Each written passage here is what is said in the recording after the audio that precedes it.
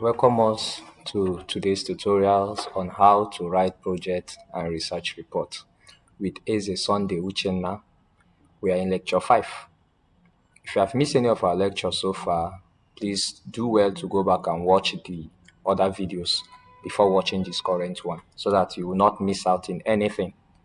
Alright, so let's begin what we have for today. Specific objective.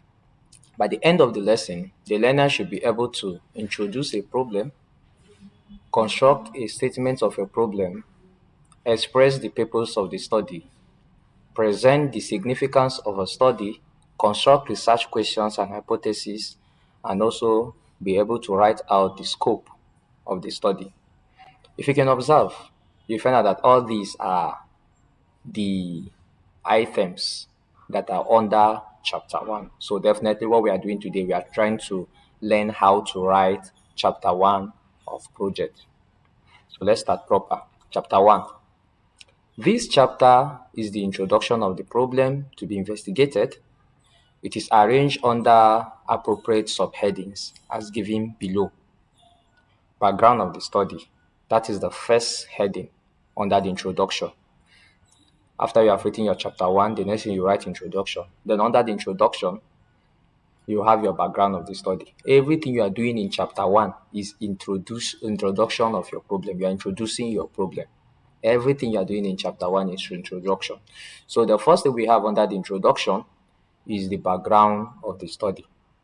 Under this subsection, the researcher traces development of the problem. The researcher traces conditions and factors necessitating the study. Here, the researcher presents all the materials which will help the reader understand the development of the problem under investigation. The essence to provide the necessary background information that will show the reader the conditions, circumstances, and factors that have given rise to the problem under investigation.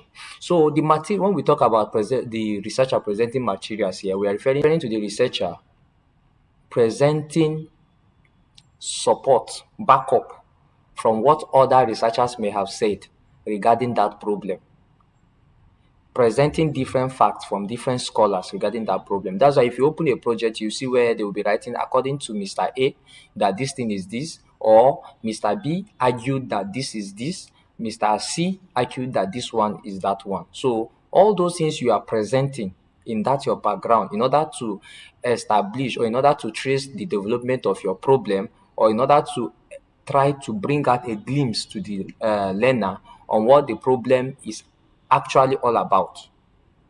That is your background of the study. Under the background of the study, there should be historical and environmental antecedent to the problem, summary of relevant literature, definition or explanation of all variables of interest to the investigation and why they are problematic in the present study, operational definitions of the terms that appeared in the report. If you check, I put it in a bracket. I said where those terms appeared in the report for the first time, you have to do what? Give an operational definition. And then also definition of key terms and discussions which are backed up through the use of in-text citation of scholars and researchers who have carried out a work in that field of interest. For example, Kunle 2022 defines drug abuse as the excessive use of drugs.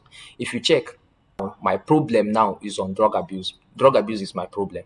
And as I'm discussing drug abuse, I cited Kunle, who have written a work on drug abuse. I'm trying to cite him as an authority, as a backup to what I am trying to discuss, the problem I am trying to address.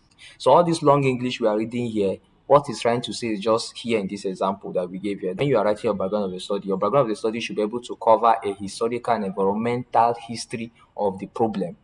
And you should also be able to summarize relevant literatures regarding the problem, just the way I was able to introduce this Kunle here, and I said Kunle defines drug abuse as this. So I will also bring in other persons who have said something about drug abuse. After you have finished presenting all these things, you come at the end you now give your own definition of drug abuse. Do you understand? So now I presented drug abuse, and as I'm bringing out the historical environmental history of drug abuse, I end it all by bringing out my own definition of drug abuse.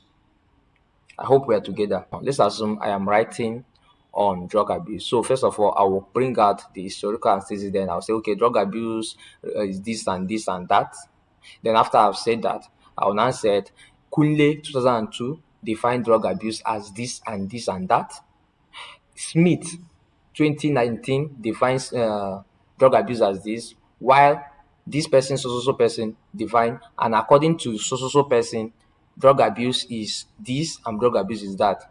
But for this study, that is now the operational definition. I will now say, but for this study, I am defining, but for this study, drug abuse, you now put it this way, but for this study, drug abuse is defined as this and this and that. So that is your own operational study. Once you have finished that, you put full stop. You go further to introduce other variables that you have in your work. That is how any variable you bring up, you follow the same process. You bring out other definition from other relevant literatures. Then you now give your own operational definition. After you must have defined the operational definition, you discuss and link all your variables together and state why you feel that variable is a problem worth researching. With that, you are done with your background of the study. Then let's look at the next one, which is the statement of the problem. This subsection involves the formulation and definition of problem in a concise and precise term. What do we mean? It means that in a brief and clear term. That's what we mean. The statement of the problem can be stated in either a declarative or interrogative form. It should end with a clear description of the gap, missing link, lacuna, need or answered questions that constitute the subject of the investigation. Let it be concise or short, not exceeding a quarter size page, and clear. You see, I'm emphasizing on clarity. It should not be confused with statement of intent, which is also known as purpose of the study. This long English here, what we are saying here is that it is under the statement of the problem that you are expected to formulate and define your problem properly. What all this long English is saying is that it is under the statement of the problem that you formulate your problem. It is here that you will tell us your problem. I'm going to give us an example, and I'll use the example to explain it better. So for example, let's assume that a student is working on quantitative economics. Let's say the person is working on how peer feedback can influence self-efficacy and peer feedback. I get it. Let's assume that's what the student is working on. So let's read what I have here. Quantitative economics involves the use of mathematical and statistical techniques to analyze economic phenomena. Do you see that he defines the problem, test economic theories, and inform decision making?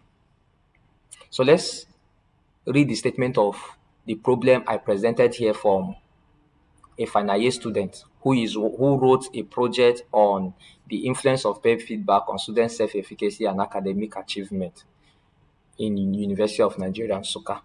So this is what he wrote. Quantitative economics involves the use of mathematical and statistical techniques to analyze economic phenomena, test economic theories, and inform decision making, making it very unique in the economic world. So do you see here now, this first thing I read there, this first statement I read now is a definition. Like I told you that you're going to formulate and define your problem. So here he has defined his problem. Then from that place, he now said, unfortunately, at the University of Nigeria, Nsukka, the self-efficacy and academic achievement of students in quantitative economics contents have been on the decline. Do you see now he's introducing a problem? Also, in recent years, the role of peer feedback in an educational setting has gained significant attention as a pedagogical tool to enhance students' learning experiences and academic outcomes. Here now, he is not, because he's writing on how peer feedback can enhance teaching. Do you understand? Can influence teaching. So now he is now telling us here that students decline, that there is a decline in the academic achievement and self-efficacy in quantitative economics, but he is also telling us again that in the recent years that the role of peer feedback in educational setting has gained significant attention. Are you getting me? However, despite its potential benefit, there remains a gap. Do you see now we are introducing a gap in literature regarding the specific impact of peer feedback on students' self-efficacy and academic achievement in the field of quantitative economics, particularly within the University of Nigeria, Nsukka.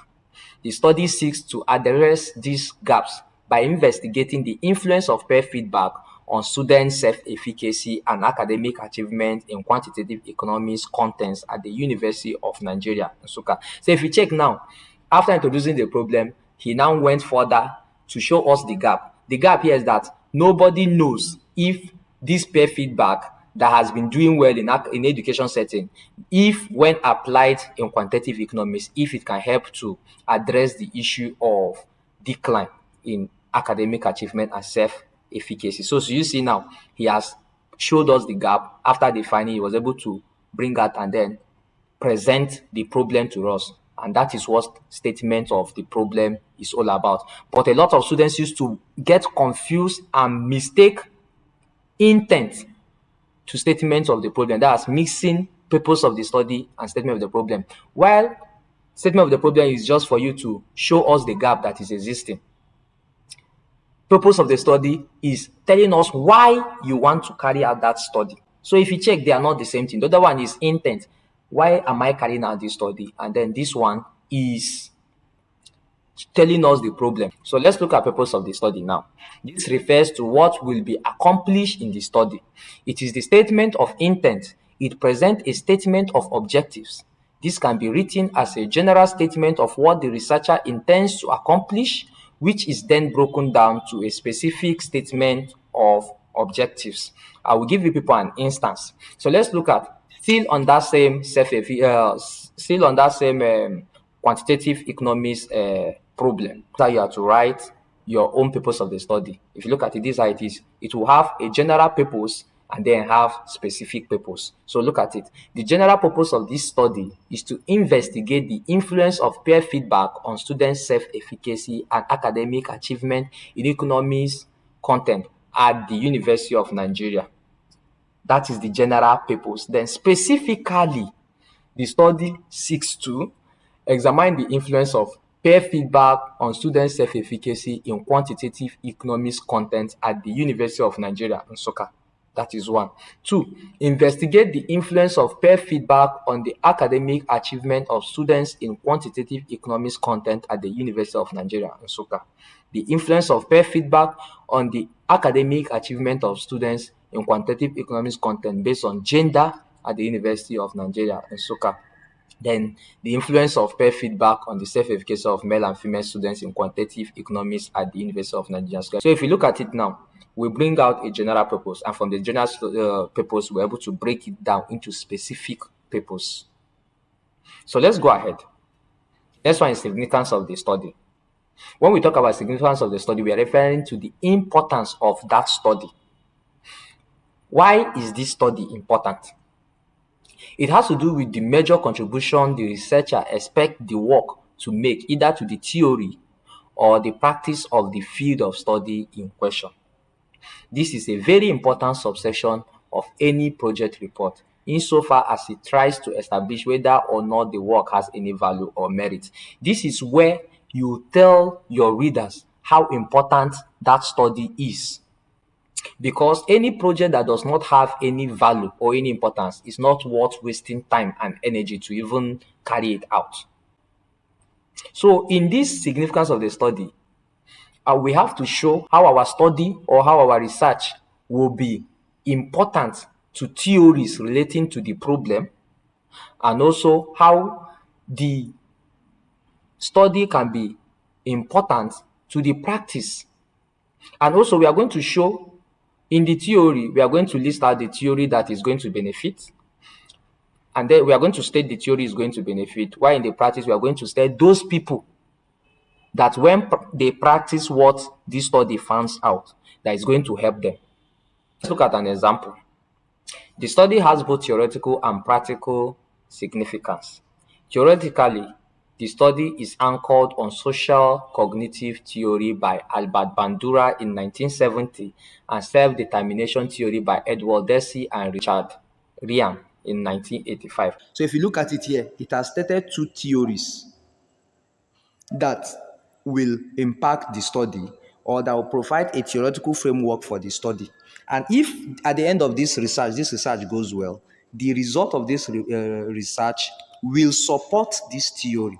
It will show how valid this theory is. So it has become beneficial to these theories. So now, after you as the researcher have listed the theory, you go ahead to state what the theory said. And after stating what the theory said, you try and link the theory to that project. And then, for example, now let's say when you write and link it to your project, practically, the findings of this study will be beneficial to the following: the students, the teachers, parents, researchers, and academics, policymakers, and educational authorities. These are the persons he stated. And what does he mean here? After, under the practical aspect, that is where you mention those persons that will benefit where after they read your work. That when they read your work, that is going to benefit them. So, for example, now when students come across this project, now you state how this study is going to benefit them.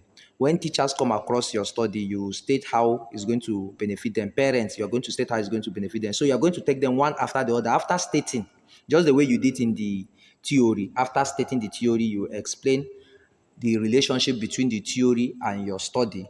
Also, here again, after stating those that is going to benefit, you are going to discuss how it's going to benefit them, paragraph by paragraph. Each beneficiary will take his own paragraph.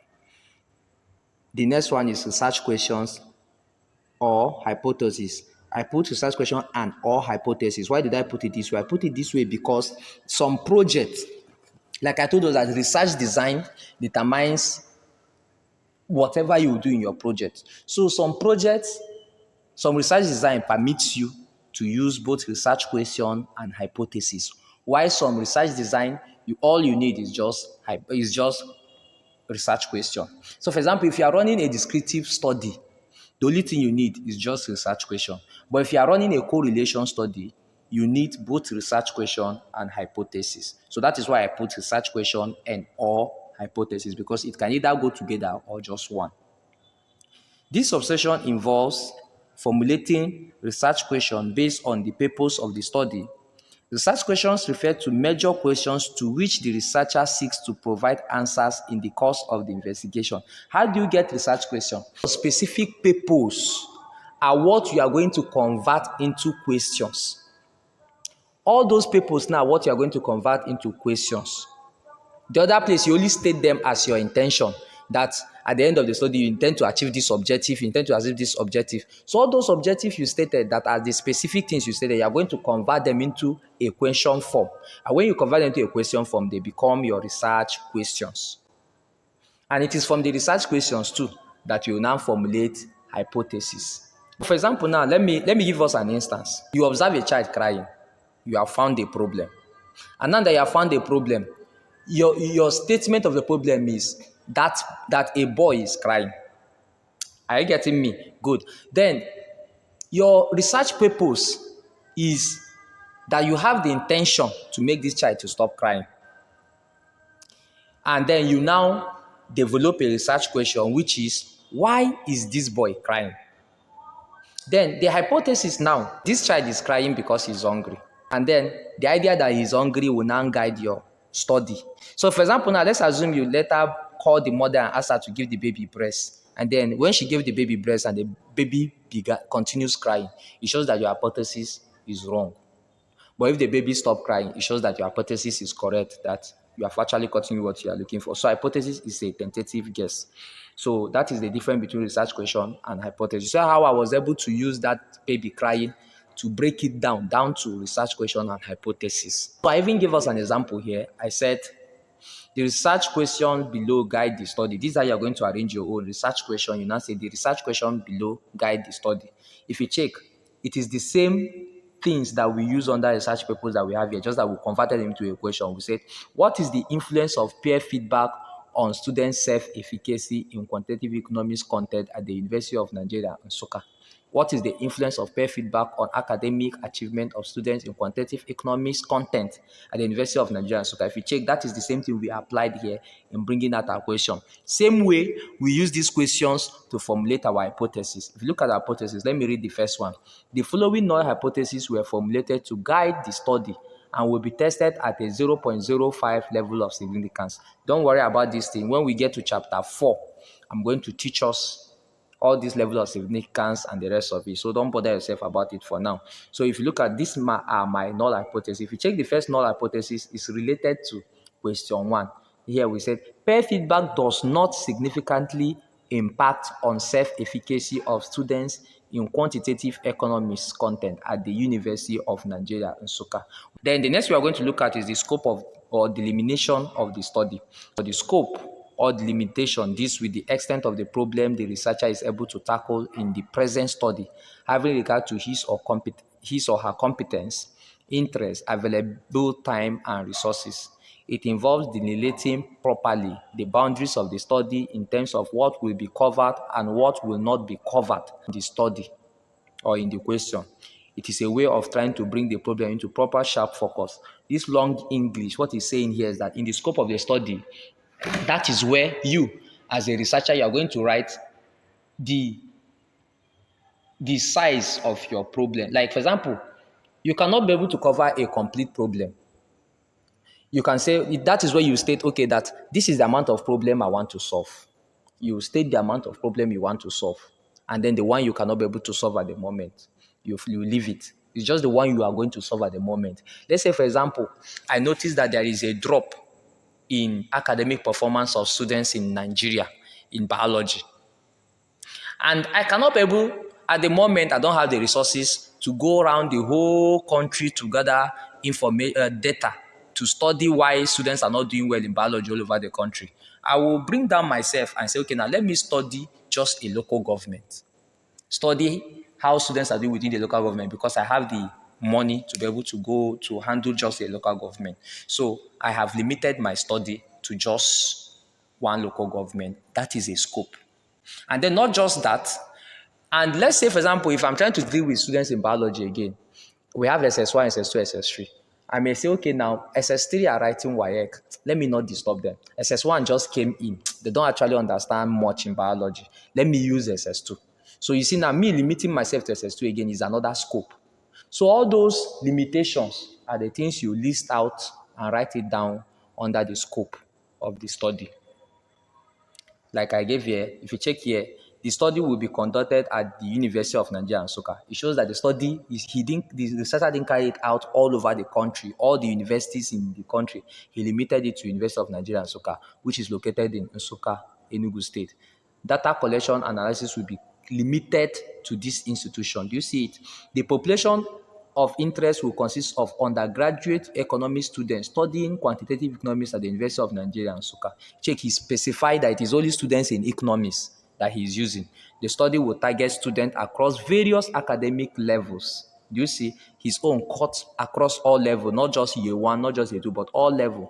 The study will examine the influence of peer feedback on student self-efficacy and academic achievement. So that was just it on how to run the scope. And this is where we come to the end of our tutorials. If you have any question, you drop it on the comment section. I'm going to attend to you. And again, in our discussion class, you can bring up your questions there. I'm going to address them. Thank you for watching. Don't forget to subscribe to my channel so you will not miss out in the next episode. Thank you for watching and God bless you. See you in the next class.